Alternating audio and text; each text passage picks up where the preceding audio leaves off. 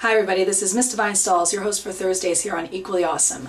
This week we're talking about music, which is one of my favorite topics, but rather than tell you whom I'm listening to now, I thought I would give you sort of a musical history as to whom I was listening to back in the day and what my musical tastes were and how they have changed over the years. We're going to start with this CD. This is the first CD I ever owned. I actually won it in a magazine contest. It's the soundtrack to my so-called life, one of the biggest shows of my life at the time, and one that still remains a huge influence on me to the day.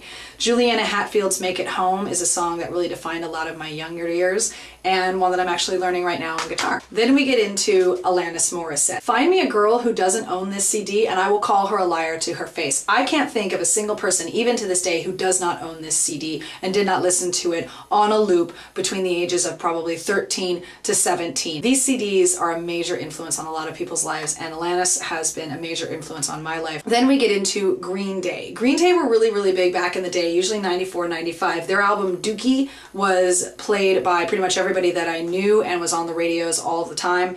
I love this song. I wish I could have seen them in concert. I have their new music that had just come out a few years ago. I absolutely love them. I still listen to this and think that it's just so much fun and so great. I still love Longview, Welcome to Paradise. These are great songs and a total classic album. Then we get into probably the biggest influence of my life, which would be Nirvana. Nirvana's Unplugged in New York was a huge deal at the time. I actually got to watch that on MTV when it was first aired. Then we get into other albums by them, In Utero and of course Nevermind. Nirvana is a big deal in Seattle, even to this day. Yes, Kurt Cobain died years and years ago, but his music can still be heard in a lot of coffee shops and clubs around the area. People still cover his songs all of the time. I love this stuff. I still listen to it. I still think it's great, and Kurt Cobain was and is a major influence on the lives of a lot of people, particularly here in Seattle. And, you know, sorry, I'm from Seattle. You have to like Nirvana. That's kind of how it works. That brings me to this guy, Leadbelly.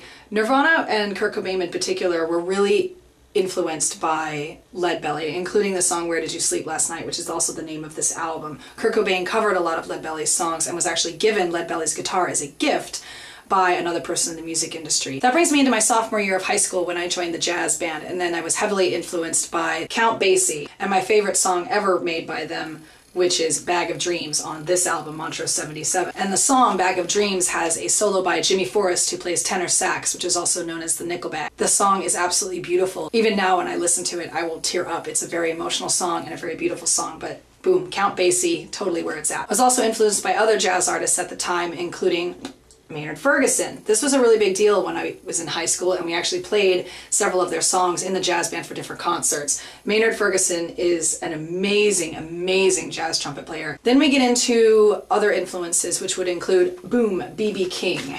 Both of his albums. He has several. This is way back in his day, and when I met B.B. King when I was living in upstate New York, he was such a gentleman, so kind, so nice, signed this album for me. I absolutely love B.B. King. He is an amazing performer, an amazing person. His shows are so much fun, really interactive, and just he's such a great guy, such a nice, genuine person. Then we get into college, and when I got into college, I went to a very conservative Catholic university where I got to meet a lot of other Christians and learn about what they were listening to and what sort of drove them, including, boom, Jars of Clay. Jars of Clay was actually a major influence on me, especially this album, Much Afraid, particularly the song Overjoyed, Fade to Gray, Crazy Times, Frail, and Five Candles. This music is actually very uplifting. It's about God and Jesus, but not overtly so. You wouldn't know unless someone really told you. Basically, they have a really positive message to them. Then we get into Counting Crows and Ben Folds 5.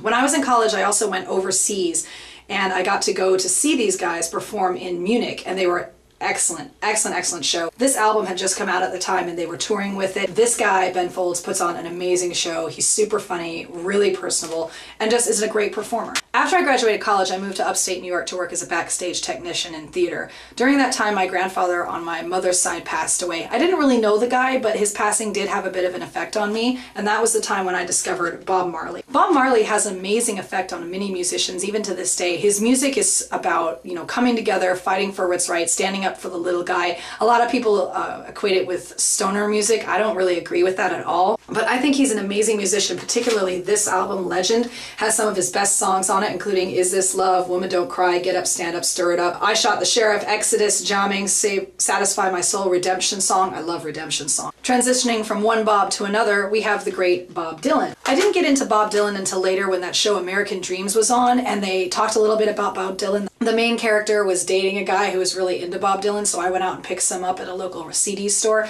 I really, really like him, particularly this album, Blonde on Blonde, Rainy Day Woman, Pledging My Time, Visions of Joanna, I Want You, Stuck Inside of Mobile with the Memphis Blues Again. This is great stuff, and people don't really appreciate entirely how much of an influence this guy had on so much music. So I hope you all have a fantastic rest of your week. Winter, I hope you feel better soon, and I will see you all next Thursday. Bye.